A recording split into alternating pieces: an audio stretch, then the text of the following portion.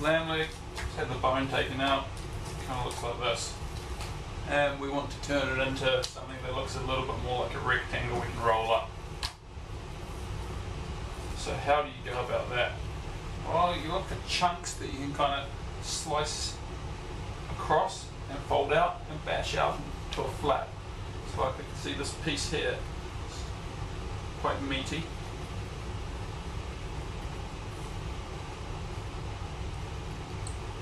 And there we go, you can pound that out. Say the same for this piece up here. You want to be careful that you make sure that you keep something that's going to keep it attached though.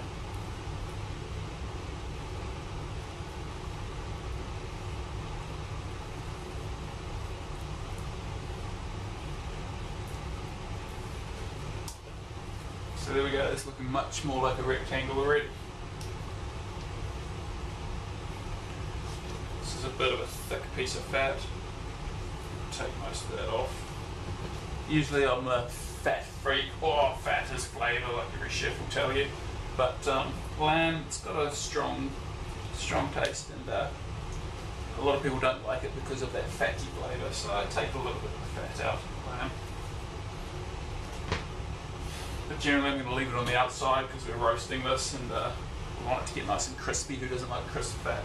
And the stuff in the middle, that when it gets cold it solidifies and it's hard. That's the stuff people really don't like. So trim out as much fat as you want from the middle.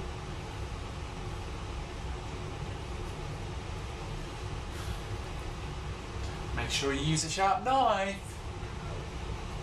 So I'm going to try and take this flat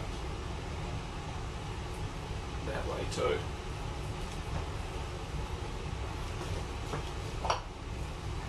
Get a pound of meat mallet something.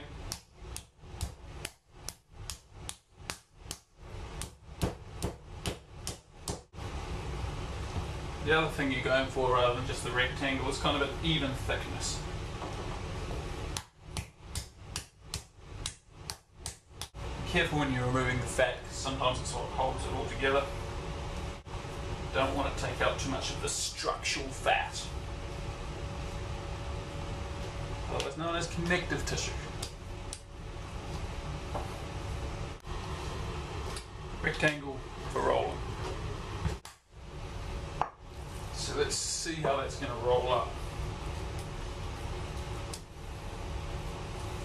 I never understood how people couldn't like lamb until I tried American lamb. It's got a kind of fatty, strong taste. But New Zealand lamb to me just doesn't have